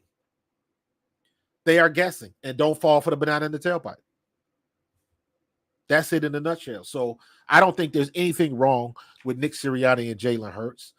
They lost the last 6 games of the year, so no, they're not going to be buddy and stuff like that. But the people that write these stories want to make it seem like they hate each other. They try to do the same stuff with Jalen Hurts. They try to do it with AJ Brown, and it just didn't work.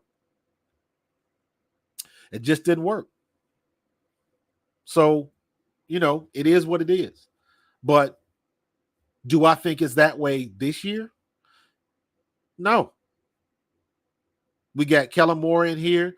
The offense looks like it's going to look a little bit better. It looks like we got an offensive coordinator that will actually use the running backs like they're supposed to be used. We got Saquon Barkley, but hell, last year we had DeAndre Swift, and they still didn't use him right. So hopefully we got somebody that can use the pieces we got on the board. We got one of the best tight ends in the league. We got AJ Brown, who is arguably one of the best receivers in the league, and Smitty. We got a 1-2 combination at wide receiver where you got to pick your poison. Either way, you in trouble.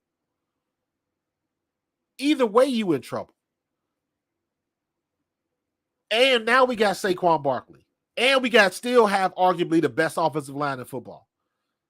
So we got all the pieces on the board. We just got to use them correctly.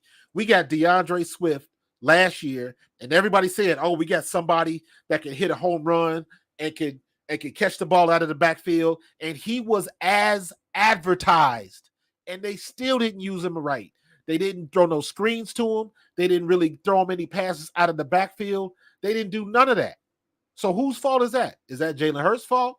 Is that Nick Sirianni's fault because it was his offense? So I don't know.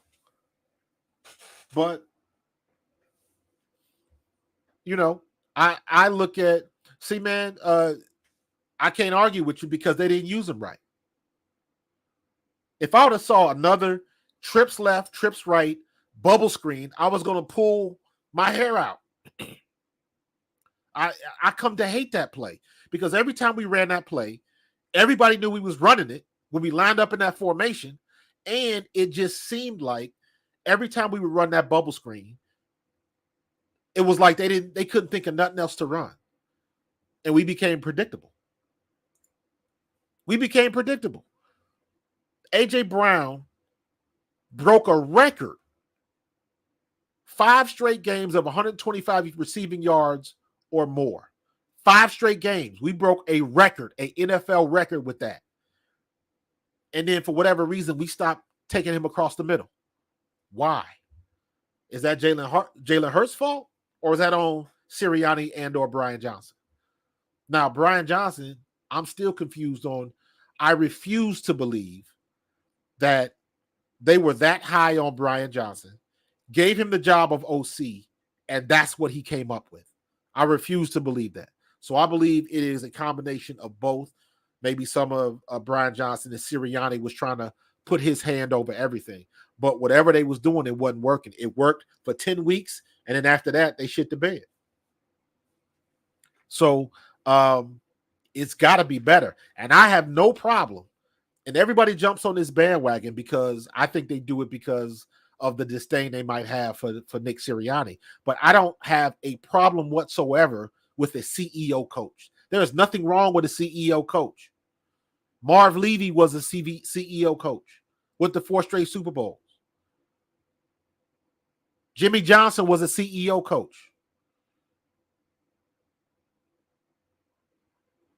So Bill Parcells was a CEO coach. Bill Belichick was a CEO coach. So there's nothing wrong with that. So I ain't got no problem with that if the results pay dividends.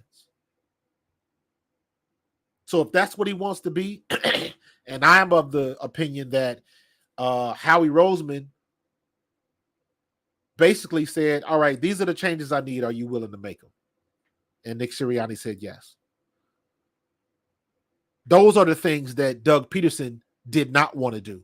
Doug Peterson wanted to promote some of his guys within. Howie Roseman didn't want to do that, so they had to part ways.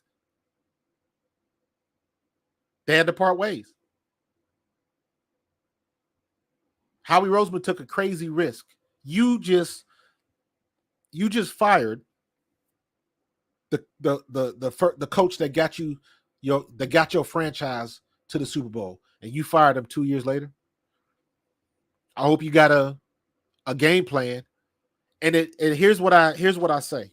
It must have been bad because, and I said this last night, the situation with Doug Peterson thought he had leverage because he won that Super Bowl. He kind of thought he may have been Teflon. I don't know. That's just me guessing. But he felt he had leverage because I won the franchise my first Super Bowl, and I want to get these players up. I want to bring these coaches up, promote from within, all of that type of stuff.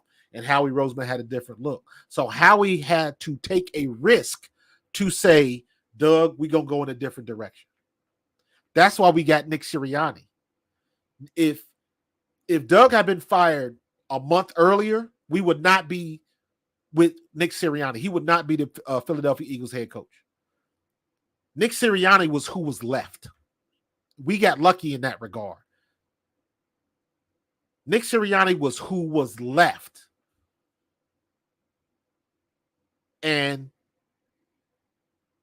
thankfully, Howie did his homework, and Nick Sirianni turned out to be a good coach after the Flowers press conference and all of that kind of stuff. It ain't how you start, it's how you finish.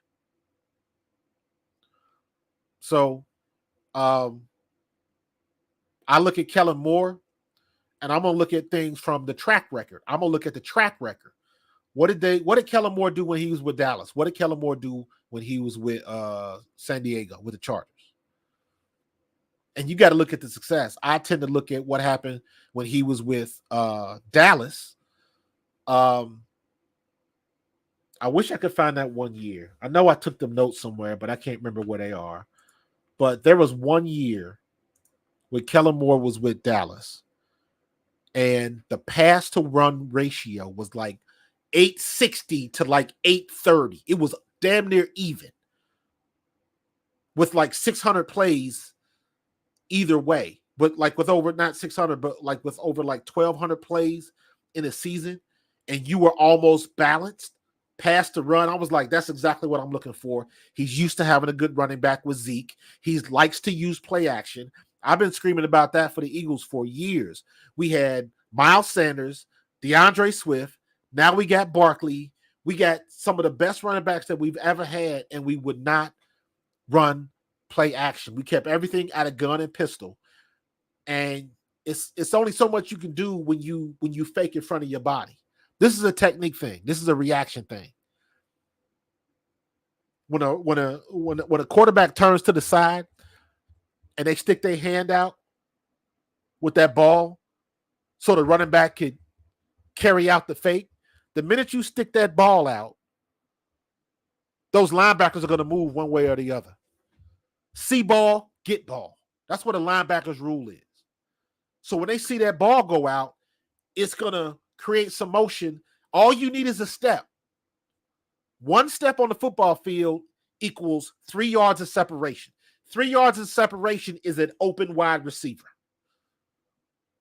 That's all you need. And for whatever reason, we didn't do that. We didn't run the screen game. We had one of the most explosive running backs the last 3 years. Miles Sanders, we didn't use him right. DeAndre Swift, we damn sure didn't use him right. If you got a back like that, you got to let him touch the ball at least 15 times a game to get something out of him. And we didn't do that. It would be some games where DeAndre Swift would touch the ball maybe 8 times. And it was horrible. So I'm looking at it from the standpoint of these, let me take these off now. These, the coaches that we have now running our offense are a lot better with what we have. Yeah, see, man, they was telegraphing everything. It was too easy. It was way too easy. Now, here's the one thing you got to remember. Now, I say this every year. Training camp. They don't do anything in training camp. They don't hit, so it's hard to figure out what you got.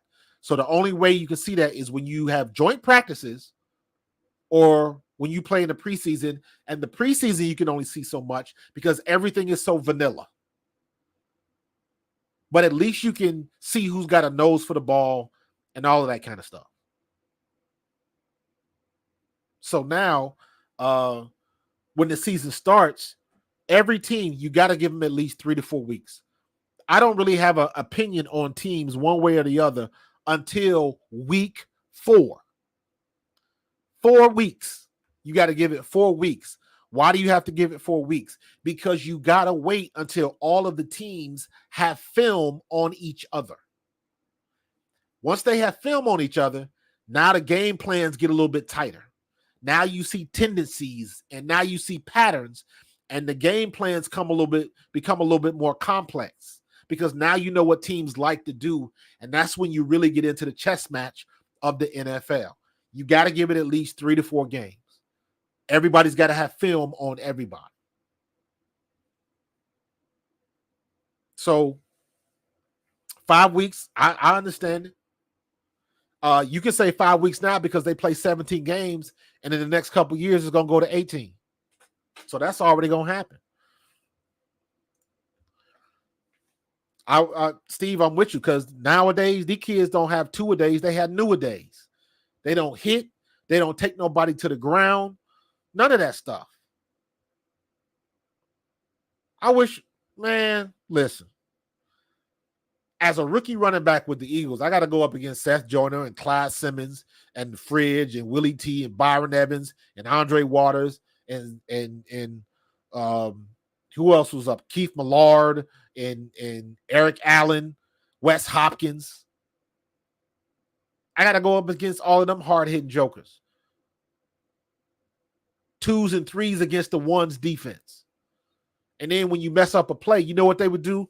Run it again. And then the coach will go up there when you see this lineup, they're going through this hole. And I got to run the ball and they're going to light me up. You took your lumps. They don't do that no more.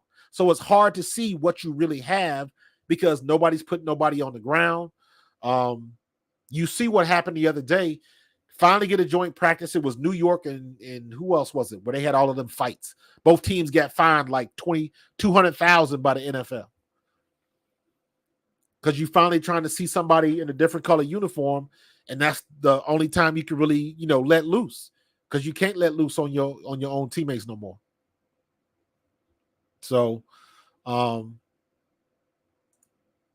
I don't mind gun and pistol, but make it work for you because the old habits still work. See ball, get ball. When you stick that ball out there for a play action, it still works. And you can still create space and you can still have matchups when you shift and go in motion. You can still do that. And the Eagles did not do that, haven't done that for the past 3 years. And this has to be the year. Kellen Moore has got to be the difference maker. He's got to do the obvious. I didn't think that Nick Sirianni should have been fired after we lost that Tampa Bay game. But if they would have fired him, I understood. If they would have fired him, I would have understood. Because everybody and their mama was saying the same thing going under that game. Tampa Bay is going to blitz. And they blitzed 64% of the plays of the defensive snaps. They were blitzing 64% of the time. And we didn't have a blitz pickup. We didn't have no hot routes. That's a game plan. Was it all on Nick Sirianni? I don't know. But he said it was his offense. He said he was responsible. So you know what? I'm going to take him at his word. So if that was your offense and you didn't have blitz pickup ready, you didn't have hot routes ready, but we didn't have hot routes the whole year. We were last in the league in using motion. Putting somebody in motion. We got one of the deadliest wide receivers in the league in Smitty, Devontae Smith, and you never put him in motion? We get arguably the best wide receiver in the league again with A.J. Brown. That's killing them across the middle. His yak yards were through the roof. And you don't put him in motion? What are we doing? To me, there was common sense stuff. So I didn't think they should have fired him because even though we lost that game, that's 3 straight years in the playoffs from somebody that had no head coaching experience. So you got to give him credit for that. But I also understand, but all of that's water under the bridge because it didn't happen. It didn't happen. So now we got what we got. Now we got a CEO coach and we got a really good offensive coordinator. And we got the best offensive line still. Yes, we lost Kelsey, but Cam Jurgens should have been starting last year. He could have. He could have started last year. Cam Jurgens is ready to go. Mekhi Becton looks like he is the real deal and is going to pay dividends. All we got to do is on the defense, we got to tackle. That's all. That's it. I don't know what Vic Fangio's scheme is going to be, but as long as them guys on the defensive side of the ball can make tackles and get guys to the ground, we will be better. Just from that alone, just take the scheme and put that to the side. If we just tackle better than we did last year, the defense goes from the bottom of the barrel to at least mid. And that's acceptable. Our defense tackled like freshmen last year. Agreed.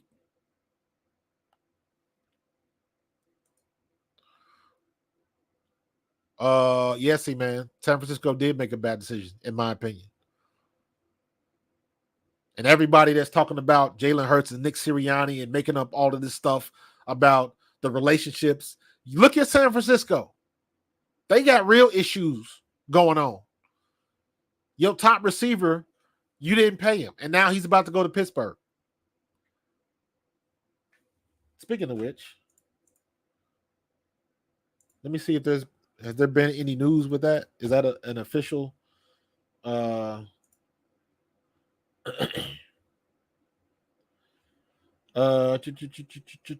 Foles, wide receiver Moore, sources.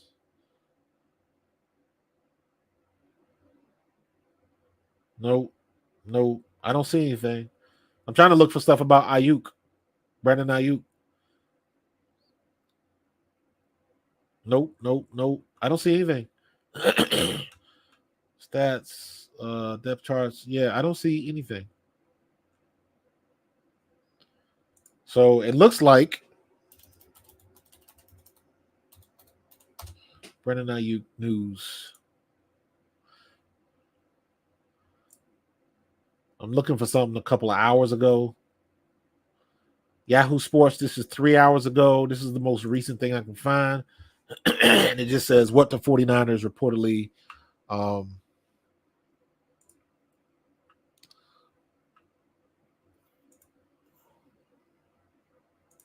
on, let me get the other one.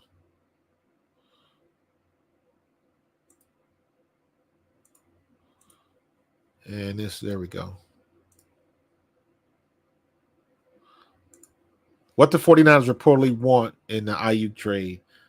As the Brandon Ayuk saga continues to unfold, the 49ers desired return in a trade that would ship out 26-year-old Pittsburgh Steelers has become clear. I did not know he was 26. He's still young. He's still in his prime. San Francisco is seeking a wide receiver in return for any trade involving Ayuk. The Athletics' Diana Rossini reported Wednesday, citing a league source. There we go with sources again. The 49ers haven't been satisfied with the Steelers' offers thus far as they seek a receiver, though they are open to players at other positions, Rossini reported additionally Thursday, citing league sources. The 49ers to this point haven't been satisfied with the Steelers' offer and would like a receiver in return for Ayuk as part of the trade, although they are open to players. She's just saying the same thing. There is no resolution in sight for the ongoing saga. So, they still dealing with issues. We don't have issues like that because of Howie Roseman, the Wizard of Philadelphia. So we don't have any problems like that. So when people make up stuff about Jalen Hurts, his personality, him and Nick Sirianni not getting along, that's BS. We ain't got problems. They got problems. They got issues that they dealing with right now. So I'll take our issues. We good. We good.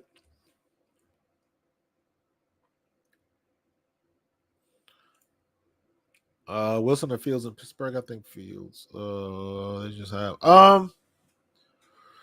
yeah. I think Justin Fields was just done dirty in Chicago. They didn't have an offensive line. That boy was running for his life all last year. They did him dirty, in my opinion. And Caleb Williams gonna face the same type of So they did him dirty like that.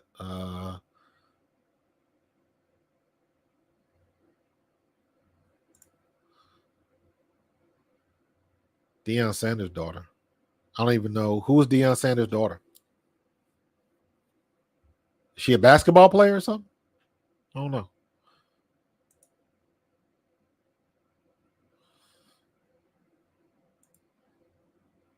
Yeah, pre-snap info. Yeah, that common sense stuff, man.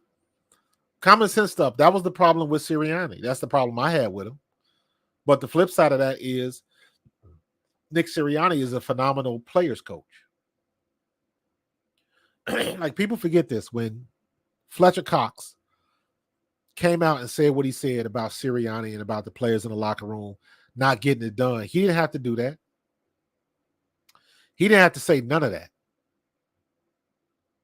He was everybody knew he was on his way out. He didn't have to say a thing, but he did. And the only reason you do that is if you have a relationship with the coach, a good relationship. So Chicago, where quarterbacks go to look bad. Yeah, Steve. Russ is not like the Russ a couple years ago. I do feel bad because of what he had to deal with in Denver. They did him dirty in Denver. I will never be a Sean Payton fan. He can kick rocks as far as I can care. He gets what he gets. I hope they fire him just like, he fired Russ, and he had you in a playoff run and you still try to sabotage him. So, yeah, Tim, I got to go with you. Go Ravens this year. I'm looking forward to watching one of the kids that I used to coach this weekend. They play Friday, not this weekend. They play Friday. So look for Devin Leary and Deion Jennings. Devin Leary is a quarterback. He got drafted in the sixth round, I think. Deion Jennings signed as a free agent. He is a linebacker out of Rutgers. I coached both of them kids in Little League. So I'm very interested to see. That's a full circle moment for me. Kids that I coached, now they in the league. Now they part of the brotherhood. So looking forward to this game this weekend, Tim, for sure.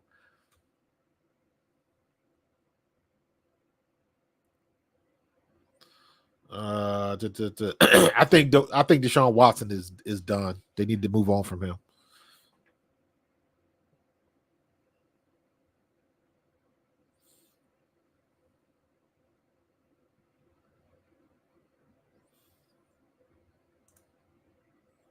The Browns are good as anyone. Yeah, we gonna see, man. Out in Brazil, losers got to get Brazilian butt lifts.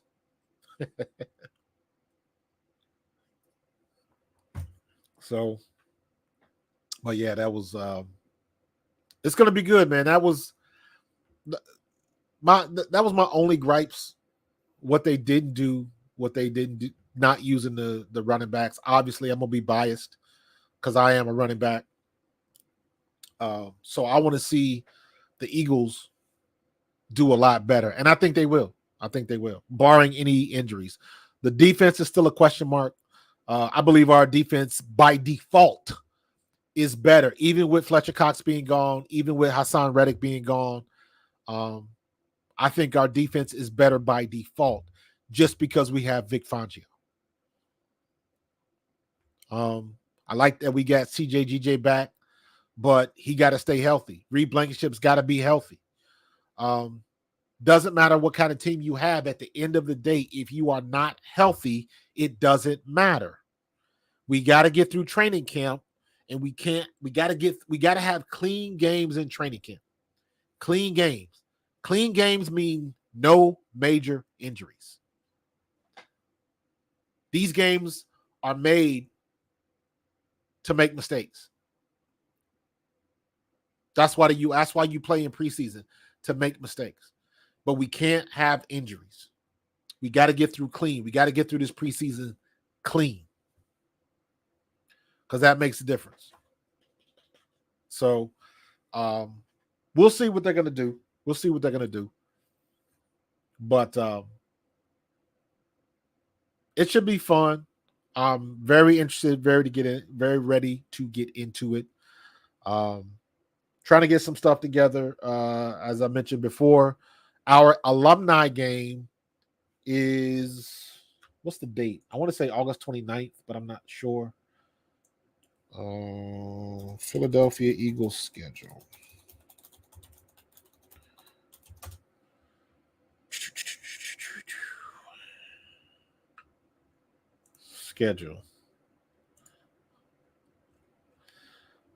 So we got the Ravens Friday.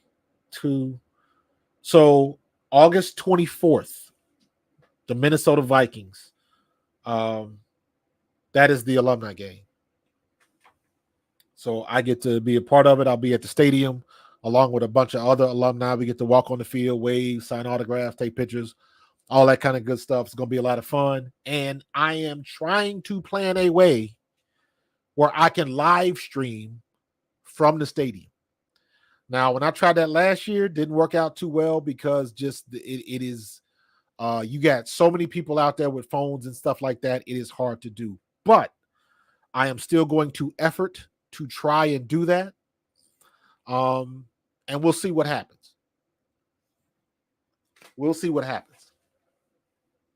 But got a little bit more experience now. We're going to try to make some things happen and have some fun with it. So yeah. So that should be fun to do. And I want to be able to, I think this year I'm going to get down to the stadium like super early, like down with the tailgaters and stuff like that. So I can walk around, talk to fans, promote the podcast, all that type of stuff, and then go in the game. So looking to do something different and to get out with the crowd a little bit more. So I'm looking to get down there extra early this year. So we'll see how it's going to go, but I'm looking to do something. It should be fun, and I'm ready for this year to get started. It'll be cool for the first couple of weeks, because you got the first 4 or 5 weeks of football. The WNBA will be going into playoffs, so all my content is going to be crazy packed, man. What you saying, C-Man? You going to get hurt?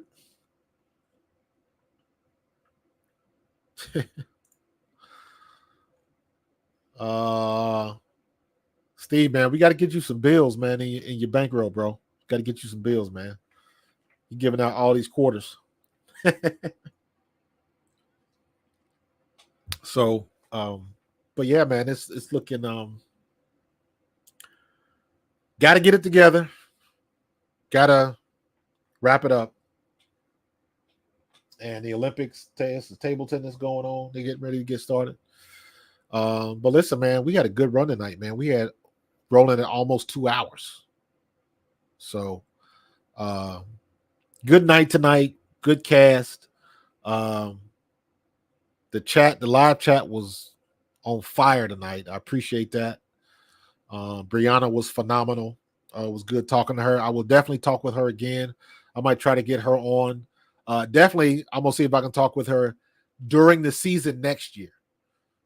When the NCAA gets started, I definitely want to get her on. And maybe when the WNBA playoffs start. So that should be fun.